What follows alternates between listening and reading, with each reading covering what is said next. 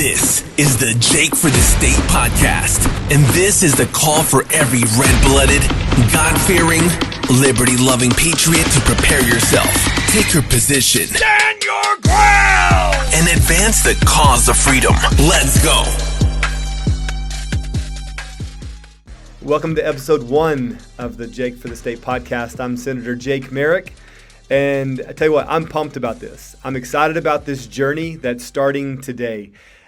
Today is the 21st day of December, so just 4 more days until Christmas? Man, I am pretty much ready for it. I got a couple more Christmas presents to wrap, but I wanted to get this first episode in before Christmas because I want to wish you all a Merry Christmas, especially those in my district. So this podcast is to address the issues of the state of Oklahoma, and also states in general, because I believe that's the emphasis of the day. Rather than focusing just on federal issues, which I think are important, obviously, but I believe the focus is shifting in this day to what's happening here at home, what's happening in our state, concerning our values and the things that we feel are important, from our children to our farms and ranching, to our oil industry, to our schools and our children, all of these things that are close to home. Instead of deferring to the federal government and allowing them to tell us what to do concerning our businesses and our families, I believe that people are waking up to the fact that we have to take control of our state and our own destiny. And so we are looking for leaders who have the same mentality. I know you are, and I know that many would say, well, you are one of those leaders. I try to be. That's what I endeavor to do, is to lead in a way that represents the people who elected me. And so that's the purpose of this podcast. And I wanted to get all of this out before Christmas so that you have an idea of what's coming in this future year. So, I'm coming up on a re-election campaign. So for those who don't know, I was elected in a special election following the congressional election that I also ran for. Me and 8 other candidates ran for District 5 in the congressional seat. Stephanie Bice ended up winning that and is now in D.C. serving us and representing us up there. And she had to vacate her state Senate seat. So it opened up a special election to finish her term. I ran for that and won and was sworn in on April 14th of this last year. So that gave me about a month and a half in session. So that's the extent of my experience in the Senate on the floor voting. But what I found out is, from that point on, the work really hasn't stopped. We don't have that daily obligation to be up at the Capitol, but there is constant engagement with people around the district and even around the state to get an idea of what's happening in people's individual lives and what kind of legislation may be needed to ensure and protect our freedoms, our God-given rights here in the great state of Oklahoma. And so that's what I've been doing since I've been elected, and now it's time for campaign season again. And, it's hard to think about that through the holidays. And I know that as soon as January comes around, there's going to be a shift of focus, of energy. And so I want to make you aware that I am running for re-election for the District 22 State Senate seat. And I would appreciate your vote. But of course, I hope that through this podcast, you'll be better informed as to who I am, what I'm fighting for, what I'm running on, and you'd be able to make an informed decision concerning me. I don't spend a lot of time talking about my opponents. I don't think about them, whoever they may be. I have an idea. I've heard rumors, and people are constantly sending me messages saying, hey, do you know who's running against you? And I try to tune most of that out because my focus is on what has God called me to? What are the things that need to be fought for in Oklahoma? That's my focus. And then if you decide that's what you agree with and you want me in there, then you cast your vote and we'll see how it turns out. I feel good about things because I believe that I have a pretty good base and following in my district, but we'll see. You never know until election time. And honestly, And this whole thing is not about my campaign and my election. I do want you to be better informed about me and my opinions and get to know me a little bit better so you know who you're voting for. I feel like this would be a good purpose in this podcast is to really get to know me. But I want to go beyond focusing on me and talk about the issues of the state. And I can't wait to have some guests in that we have lined up to be interviewed and to talk about some issues. There's so many more people who are much more educated and well-informed in different areas. And so I always defer to those who are living in areas and working in different areas to come and speak on those issues. That's how we stay informed and stay well-rounded. I know I don't know everything. And one of the things you learn in the Senate is you're expected to be an expert on everything. You talk to any senator up there, and they say the same thing, that there's this pressure and this expectation to be an expert on 500 different topics. And we all know that none of us can be, but you do your best to be as informed as possible to bring in experts and surround yourself with enough wisdom that you can make an informed decision and vote. And so those are the people that I want to have in here as guests. And, you can join with me in these discussions about different issues around the state. And so, but at the same time, I am going to be talking a little bit about me and my campaign. And so let's start off with something fun. You want to? So I got a survey the other day. So got a survey. You got to love surveys. I never send out a survey because I don't trust them. I don't think they're ever accurate. And so I don't trust surveys. I don't do surveys. So I got one the other day, and it was about me. And so I wanted to, let me see if I can pull it up here a little bit faster. Here we go. Okay. I wanted to just address a few things. I assume this was sent out by my opponent. I guess my Republican opponent, just by the way the questions are worded. And so one of them is, I'll read just a few of these. I took some screenshots of it so I could just address this, because if people are talking about me, then I want to respond if I need to. And I think that I need to. So what is your opinion of Jake Merrick? Favorable, unfavorable, no opinion. In the 2022 Republican primary election for Oklahoma State Senate, if the 2022 Republican primary election for Oklahoma State Senate were held today, would you definitely vote for Jake Merrick, or would you consider another candidate? So you can see they're trying to test the waters to see if people are sold out in their support for me, or if people are open-minded to consider someone else.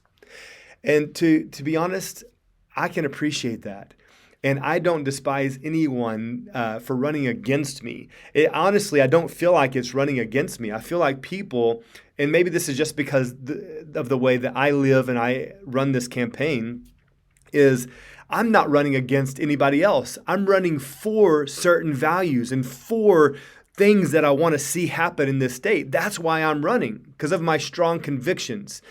And so I'm just going to assume, I like to assume the best in people, so I'll assume they're running for the same reason, that they have certain things that they feel are vital in the state of Oklahoma, and that's why they're running. I hope that's why they're running, because if they're simply running against me because they don't like me, I think that's a poor reason to run. And there's not much energy behind it. There's no conviction behind it. And I don't think you can lead people by that approach. So that's my opinion. It's how I live. It's how I run a campaign. And that's what I'm going to assume about anyone else unless they prove otherwise. And so I welcome people running. I support that. That's what this is about. It actually excites me. I don't care if they're running against me, quote unquote. At least they're running, because we're trying to get people engaged. I'm constantly encouraging people to remember that they are the ones in power. And so if you don't like me and you're willing to run against me, I celebrate that. That's the purpose of the republic. And so it reinforces the institution that we're built on. So I celebrate that. I'm not intimidated by it at all. So moving on here. If a candidate ran for state senate who was a pro-business conservative, who would prioritize education and job creation, would that make you more likely or less likely to support them over Jake Merrick in the 2022 election? It's just interesting how this is worded, because it's all about, would this motivate you to vote for this candidate, this mysterious candidate, over Jake Merrick? Again, the focus then is not on the issue, but the focus is on the candidates. Not necessarily a bad thing, but I like to look at the issues, and I would rather see someone, if they're going to put out a survey, say, this is what I'm fighting for. Do you agree or disagree? Just my personal opinion. Jake Merrick believes the 2020 presidential election was stolen. This makes me more likely to support Jake Merrick. This statement makes me less likely to support Jake Merrick. This statement makes no difference on my vote. So, yes, I do believe the 2020 presidential election was stolen. I think that the evidence supports that. That's not an emotional reaction to that. But over a certain period of time, up until this point, I've seen a lot of evidence that makes me pretty solid in my belief that it was stolen, that there was some nefarious action working in the background. Don't know who it was necessarily, but whenever you have things hit a big pause in the middle of the night, early in the morning, and then be reactivated, and suddenly all the numbers are different, that makes me question it. And, on top of looking at trends, looking over the years and the trends, and then suddenly there's this anomaly that happens in 2020, the 2020 election, there's a lot of question marks there. And I lean more towards the side that says, I think that there was fraud, and enough fraud to make a difference in the outcome. See, a lot of people will say, I think there's fraud, but probably not enough to make a difference, which legitimizes the vote and legitimizes the election and President Biden as president. I disagree. I think that there's enough evidence pointing the other way to delegitimize this election and put everything into question. And so I would like to think we could go back and fix that. I think, honestly, we're beyond that. I don't believe that should be our focus. I think that we need to ensure that the future elections are taken care of. I know many would disagree with me on that and say we have to go back and correct that. I'm all for that if that's possible. So I haven't yet seen a plan that seems like seems viable, that we can go back and correct that 2020 election. So my focus is on how do we ensure that the future elections are secure and honest. So I do believe this, and what this makes me believe, it gives me a little insight into my opponent, is that I believe that my opponent believes that it was not stolen. So just because this was out there, this was worded this way, it seems to suggest that my opponent believes it was not stolen. So there you can see a difference in the two candidates, me and my opponent. So Jake Merrick has tried to mandate to private businesses how to operate during the pandemic, making it to where they are unable to make their own decisions for their own business. Okay, let's address this one. Concerning the vaccine mandates. Yes, I was the first, I believe, I'm open to correction if I'm wrong, but I believe I was the first one to submit a bill to prohibit mandates in the state. So as soon as I heard about these, I had nurses and doctors even calling me, informing me about the major hospital systems in Oklahoma City and in Tulsa that were beginning to mandate vaccinations, and they were giving deadlines for termination for those that did not receive the vaccination. So this concerned me very much because, number one, you have doctors and nurses calling me concerned. So these aren't just random people with an opinion about the medical field. These are those who work in the medical field saying there's red flags here. They have been working during the height of the pandemic in this atmosphere, and now, on the backside of it, and yes, I do say on the backside of it, I think that we can go ahead and agree that this is over. You've either been vaccinated or you have natural antibodies at this point. I would say the majority of the population. And so, there's so much hype and this scare tactic that's still being promoted through the media and everything. And so I'm over it, honestly, and I think the most people are. And so now at this point, you're going to say you have to be vaccinated or be terminated. And then also cry for help because we're short-staffed. Makes no sense, and I am not for it. I am not for a violation of medical privacy where someone has to divulge whether or not they've been vaccinated or not. That's a violation of your personal privacy. And if you do not want to be vaccinated, you should be able to fill out an exemption and say, no, that violates my personal convictions.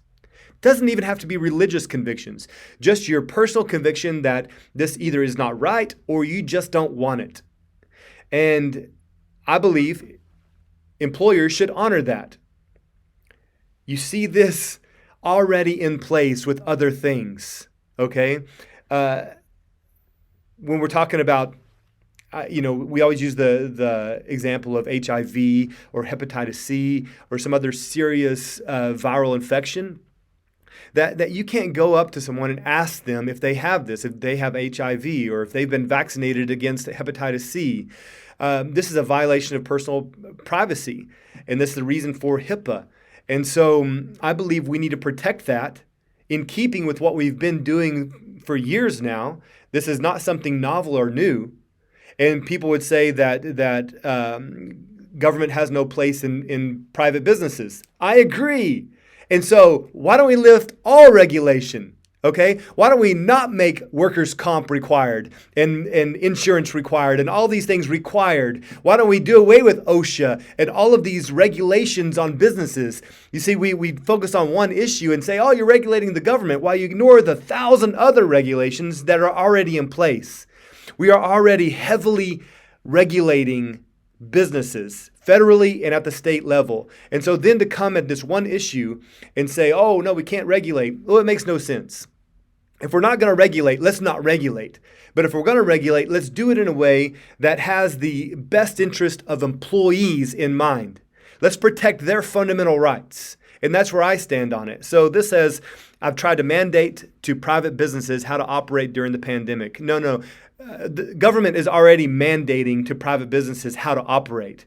There's a certain width of door that is required when you build. There are building codes that a builder can't just build a building the way they see fit. They have to build according to codes established by the government. Farmers, ranchers, nurses, everyone is under regulation. And so this is not something new. And it says making it to where they are unable to make their own decisions for their own business. Now, I'm a business owner, okay? I have a business. I have a couple of businesses, actually, and a nonprofit that I run.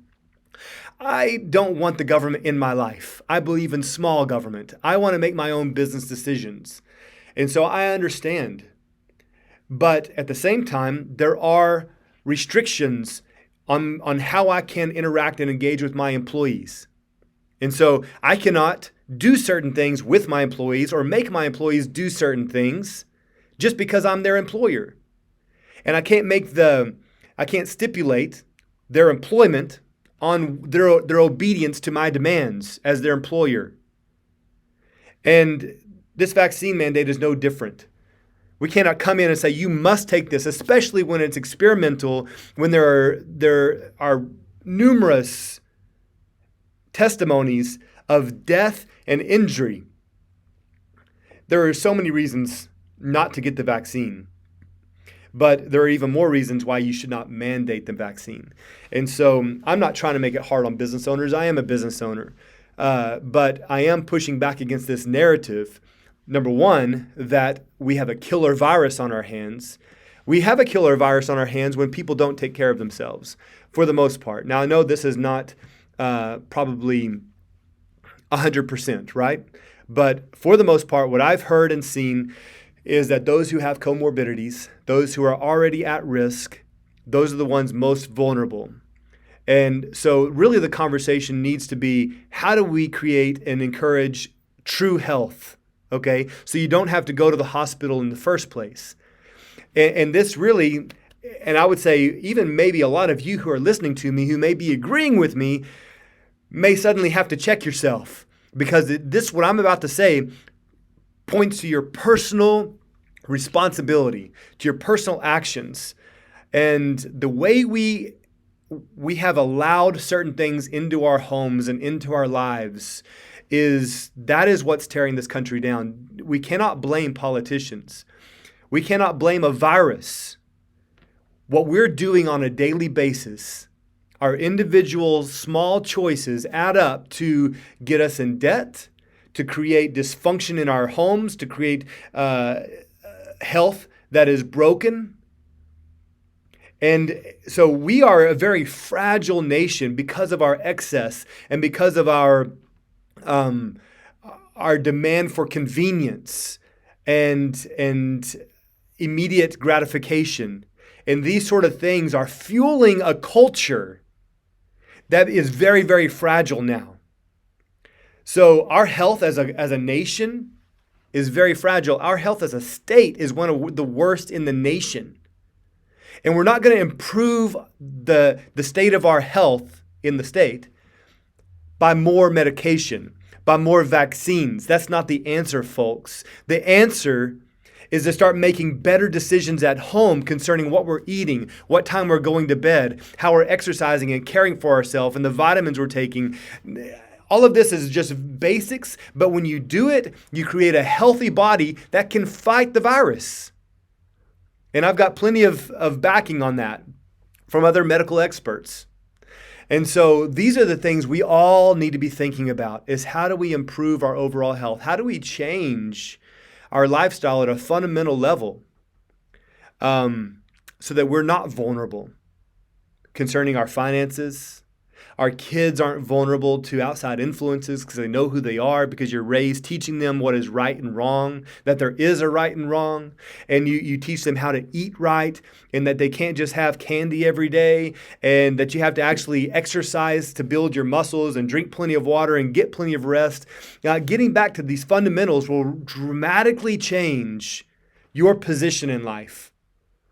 And so,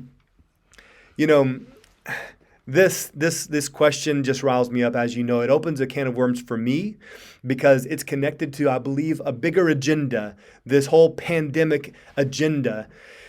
And, I've had people close friends who've died from the virus. Yes, I know the virus is real. Yes, I know it's impacted families. It's impacted my family. But at the same time, I know that it's blown out of proportion, and that the answer is not what they're saying the answer is. And when it comes to businesses, we need to protect people's right to choose what's best for their individual health. So, next question. Jake Merrick has not done enough to help businesses during the pandemic. What do you want me to do to help businesses during the pandemic? Here's what I believe, is that businesses need to do what is good for their business. I know that would want to be put at odds with the last question and say, on one hand, you're saying that businesses can't do what's best for their business, but on the other hand, you're saying that businesses need to do what's best for their business. Yes, do what's best for your business while also respecting and valuing the rights of your employees. You have to do both and. So he has campaigned on helping small businesses, but has just stood by during the pandemic and let businesses suffer. He is all talk and no action. So you can see why I have to address this. So what are you wanting a government handout? And Biden is giving you plenty of those. He's throwing them out right and left, writing checks like nobody's business to help your business. So what are you wanting? What are you expecting the government to do to help your business? I mean, I think the best thing the government can do is not require masks, not require vaccines, not require you to shut down at a certain time, and let you do business as long as you're not violating someone else's rights. I think that's the best way to do business. And so I don't know what's driving this question, but that's my position on it. So Jake Merrick voted for one of the largest budgets in Oklahoma State history in 2021, spending more than $8.8 billion on government programs and agencies. So I was elected April 14th. By the time I got into office, the budget had been made for the most part. And so they're working on the budget all year long. And then at the end of session, we vote on this budget. And it's not a simple budget, obviously. This is a state budget that is pages in length. And so am I going to now, as a recently elected senator, come in at the end of session and tell them, nope, you got it all wrong? I think for the most part, the budget was good. We had a surplus. And, we funded schools more than any other time in history. I was thankful for that. There was a lot of good things in that budget. But again, what are you expecting me to do concerning the state budget that I came in on at the very end of session? So again, simply a talking point by someone who wants to focus on the other person to try to diminish them. And so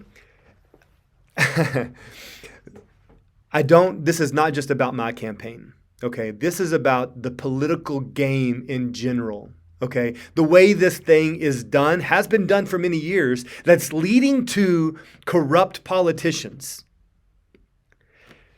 What's driving it? Well, I think a lot of campaign managers and consultants are driving this about, hey, if you want to win, you got to make the other person look bad. And so you get in these smear campaigns. So as you can see, what I'm doing right now is I am not focusing on my opponent. Whoever it was who put this out, my focus is not on them. And my focus will not be on them. I will simply respond to any kind of trash that is thrown out there. And I'll make it clear. And I'll apologize where I need to apologize. But these kind of tactics are what create the swamp. This is what creates the swamp in the campaign season. Okay? And so you have politicians who aren't running for conviction. They're not running for things, for clear ideas to improve things. They're simply attacking each other, throwing mud at each other. And then somebody wins in the end. And then what's the plan? You got in because you made the other person look worse than you. So what's the plan now? Well, you know what happens if you don't run with conviction? You get into an arena with others who do have an agenda because they've been in there a little bit longer than you now. So you're going to join their ranks, and the call is, hey, you're new, fall in line. Fall in line, and this is the direction we're going. I don't do that very well. I don't fall in line just to fall in line. Okay, there are things I believe are right and wrong, and there's things I'm going to fight for. And that's what we have to have in the Capitol and in the city council and on the school board are those people who have conviction and they're not going to just go with the group. Okay, we know that democracy does not work. That's why we are a republic. We're not a democracy. We are a republic. And it's important to remember that we can't just go with the majority, because the majority is not always right. So you can see I get on my soapbox pretty easy with this kind of stuff because this is the junk that is corrupting our state and corrupting our nation. And so I don't play that way. I'm not going to play that way. In fact, I'm not playing at all. I take this very serious. And I'm not going to get in this game of throwing dirt at each other. It accomplishes nothing. You run on what you believe is right. I will run on what I believe is right. There may be some agreement in there, and then the voters will decide. And guess what? If we do it that way, I'll celebrate the winner. Okay? But if it's done in a corrupt way, that's just won by money, who can send out the most mailers, no, I don't agree with that. So let me see what's another one here. In the 2022 Republican primary election for Oklahoma State Senate, if it was held today, would you definitely vote for Jake Merrick or another candidate? So that's all of the ones. There was another one that I didn't get a screenshot of, but it said that Jake Merrick supported Trump. Does this make you more likely to vote for him or less likely? And so it seems like my opponent may not support Trump. Now, I don't care where you stand on that. I did support Trump. I did not vote for him in the first election. I voted for Ted Cruz because I felt like he was a safer choice. I regret that decision. I wish I would have voted for Trump because I think he was a spectacular president, very unorthodox and not polished, and could have done things a lot differently, a lot different. But you can't argue with the results. And I believe that he led with strength and did a great job. I would vote for him again today, but I don't think that we should decide who we're voting for based on who they supported. Based on their support of Trump or not. So I think it does say something about you, though. It does say something. Trump, he instituted a new era in America, and he did things that had not been done before. And so I think it's important to look at that for sure. So I'm not going to go any further today. This will be all we cover on this first episode. And I hope it wasn't negative. I hope that you walk away with something. And, I want you to know who I am, what my heart is. You won't be able to leave and say, well, I wish he'd really told me what he was thinking, because that's coming out. And that's really one of the main drivers for this podcast, is for me to be able to tell you on this platform exactly what I'm thinking, in my opinion, and also to have guests on where we can have a broader perspective. But in the end, we have to have an ongoing conversation about what's best for the state. And I want that. I want to see Oklahoma rise and to be an example and a light to the nations. I believe we have that opportunity here. But we're going to have to step things up. We're going to have to get back to the fundamentals. We're going to have to put God first and be unashamed about the things we believe are right. And we need to enforce the Constitution. So there are many things I want to talk about. So I can't wait to do this again. I believe I'll be doing this frequently. I don't know how frequently yet, but there's a lot to talk about. So thank you for your time today. Thank you for joining me, and I'll see you next time on the Jake for the State podcast.